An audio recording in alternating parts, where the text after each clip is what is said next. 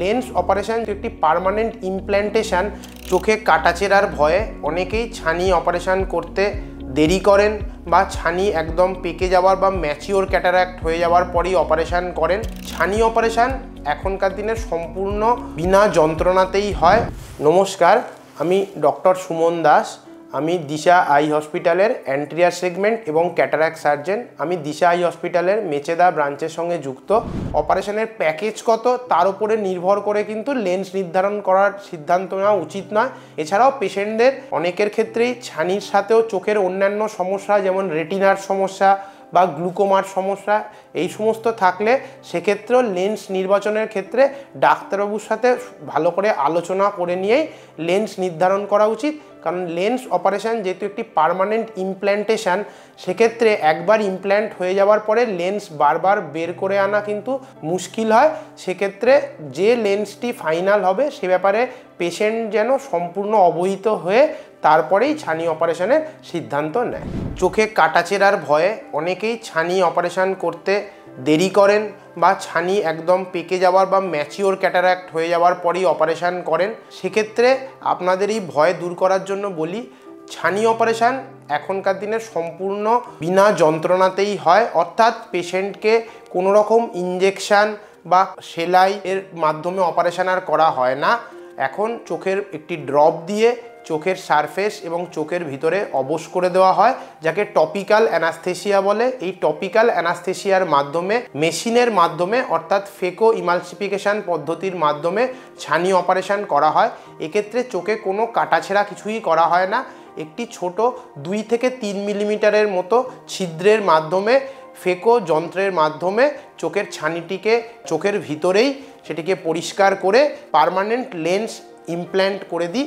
সেক্ষেত্রে পেশেন্টের চোখে কোনো ব্যথা যন্ত্রণা কিছুই হয় না। তাই পেশেন্টের এই যে ছানি অপারেশন নিয়ে একটি অকারণ ভীতি আছে যে চোখে হয়তো ব্যথা যন্ত্রণা লাগবে বা চোখে ইঞ্জেকশন দেওয়া হবে, এই ধরনের কোনো রকমই কিছু এখনকার আধুনিক ছানি অপারেশনের ক্ষেত্রে ব্যবহার করা হয় না। এছাড়াও এখনকার দিনের লেজারের মাধ্যমে, যেটাকে ফেমটোসেকেন্ড লেজার বলা হয়, সেই লেজারের মাধ্যমেও ছানি অপারেশন বলা হয়, যেটাকে আমরা আধুনিক পরিভাষায় রোবোটিক ক্যাটারাক্ট সার্জারিও বলে থাকি। যেক্ষেত্রে পেশেন্টের চোখের যে ছিদ্রগুলি করে অপারেশন করা হবে তাকে প্রিসাইসলি কম্পিউটারের মাধ্যমে মেজারমেন্ট করে তারপরে চোখের ছানি অপারেশন করা হয়ে থাকে। এবং ছানি অপারেশনের পরে পেশেন্টকে হসপিটালে ভর্তি থাকারও কোনো প্রয়োজন হয় না। এটি সম্পূর্ণরূপেই একটি ডে কেয়ার প্রসিডিওর, অর্থাৎ যেদিনকে পেশেন্টকে অপারেশনের জন্য আনা হয় সেদিনকেই পেশেন্টকে ছুটি করে দেওয়া অর্থাৎ ডিসচার্জ করে দেওয়া হয়।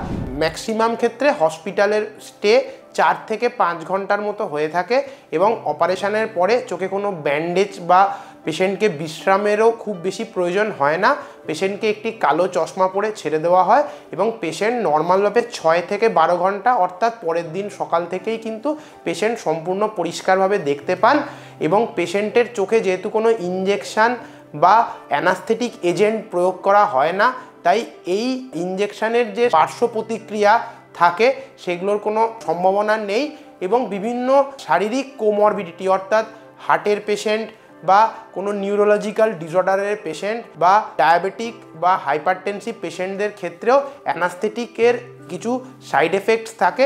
সেক্ষেত্রেও এই টপিক্যাল অ্যানাস্থেসিয়ার মাধ্যমে যে ছানি অপারেশন করা হয় সেই সমস্ত পেশেন্টদের ক্ষেত্রেও কিন্তু এটি সম্পূর্ণভাবে নিরাপদ।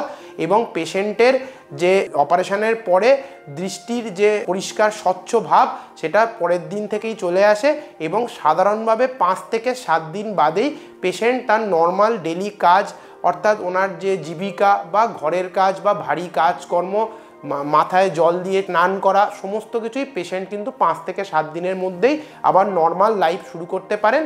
তাই ছানি অপারেশন নিয়ে অযথা ভীত থাকার কোনো প্রয়োজন নেই। ছানি অপারেশন একটি সম্পূর্ণ নিরাপদ এবং সেফ অপারেশন এবং এই ছানি অপারেশনের পরে পেশেন্টরা নর্মাল লাইফ লিড করতে পারেন। কোনো রকম পরবর্তী ফিউচারে কোনো রেস্ট্রিকশান বা নিয়ম মেনে চলার কোনো প্রয়োজন হয় না। তাই আপনারা নির্ভয়ে আপনাদের চোখে ছানি পড়লে ছানি অপারেশন করবেন। অযথা ছানি পেকে যাওয়া বা ম্যাচিওর হওয়ার জন্য অপেক্ষা করবেন না। চোখের বিভিন্ন জটিলতা আসে, অপারেশান করতেও অনেক দেরি সময় লাগে এবং অপারেশানের পরে সুস্থ হতেও দেরি হয়। সেই জন্য চোখের ম্যাচিওর ক্যাটারাক্ট হলে তবেই অপারেশান করব, এই ব্যাপারটি মাথাতে আনার কোনো প্রয়োজন নেই। ছানি পড়লে যখন দেখতে অসুবিধা হবে তখনই আপনার চোখের ডাক্তারবাবু বা সার্জেন স্যারের সাথে আপনারা যোগাযোগ করবেন এবং ওনাকে দেখিয়ে সম্পূর্ণ সুন্দরভাবে যাতে আপনার ছানি অপারেশান হয় তার ব্যবস্থা করা উচিত।